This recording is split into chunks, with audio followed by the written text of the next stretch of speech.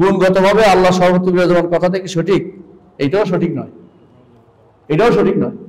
আল্লাহর গুণ আল্লাহর কাছে, কথা বলছেন কিনা? আল্লাহর গুণ দিয়ে তিনি সব জায়গায় নিয়ন্ত্রণ করেন, সব জায়গায় জানেন, সব জায়গায় দেখেন, এটা হলো শুদ্ধ। যে ব্যক্তি বলে আল্লাহর গুণ পৃথিবীর ভিতরে রয়েছে, সে ব্যক্তি কাফের। একমাত্র গুণ আছে, সেটা হলো কোরআন। কোরআন তিনি পাঠাইছেন, বাণীটা পাঠাইছেন কেন? তার নৈকট্য অর্জনের জন্য। আর কোন গুণ আল্লাহ, যেটা রহমত আমরা পাই, এটা আল্লাহ সৃষ্ট রহমত। আল্লাহর রহমত আল্লাহর কাছে, ওই রহমতের প্রভাবে, রহমত গুণের প্রভাবে আমাদের উপর আল্লাহ প্রভাব পড়ে। বুঝছেন কিনা? বুঝছেন? আল্লাহ তারা 100টা রহমত সৃষ্টি করছেন, সৃষ্টি করছেন, এগুলি তার রহমত গুণের কারণে সৃষ্টি করছেন।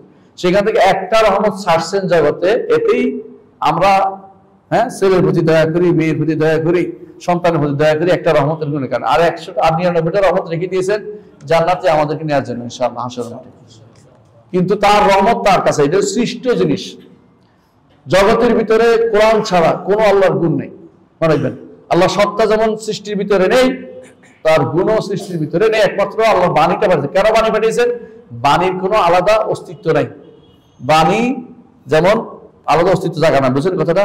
আলাদা কিছু থাকে না। বাণী থাকে যেখানে অস্তিত্ব দুটো একসাথে হয়ে গেছে, তার গুণ অস্তিত্ব এবং থাকা অস্তিত্ব, আইন অস্তিত্ব দুটো একসাথে হয়ে গেছে। মানে মূল অস্তিত্ব এবং গুণ অস্তিত্ব একসাথে হওয়ার কারণে এটা আলাদা করে থাকতে হয় না। এটা মুখে উচ্চারণ, আমার কথা যে বলছি, এটা কোনো অস্তিত্ব আছে না, বুঝলেন না কথাটা? আলাদা অস্তিত্ব নাই, এটা কথার কথা হিসেবে থাকছে। এই জন্য এটা আমি আল্লাহর বাণীটা যখন পড়ি, তখন সরাসরি আল্লাহর বক্তব্যটা পড়তেছি, কোরআন দেখে দেখে পড়তেছি, আল্লাহর বক্তব্য পড়তেছি। কিন্তু কাগজটা আর কালিটা বাংলা বাজারের, কিন্তু কথাটা আল্লাহর কথা। বুঝছেন তো?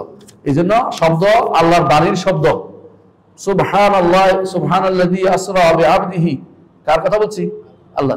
সুবহানাল্লাযী আসরা বিআবদিহি, আল্লাহর বাণী শুনছি আমি এখন, কথা বলছেন তো?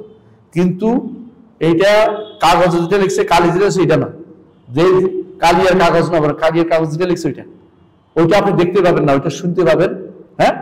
ওইটা দেখে পড়তে পারবেন, পড়লে ওই আল্লাহর বাণী পড়া হবে, আল্লাহর বাণী পড়া হবে। কেউ যদি বলে এটা আল্লাহর বাণী না, সে ব্যক্তি কাফের। আল্লাহর বাণী কোনো সন্দেহ নেই, সুবহানাল্লাহ আসরা বিআবদি, আল্লাহর বাণী।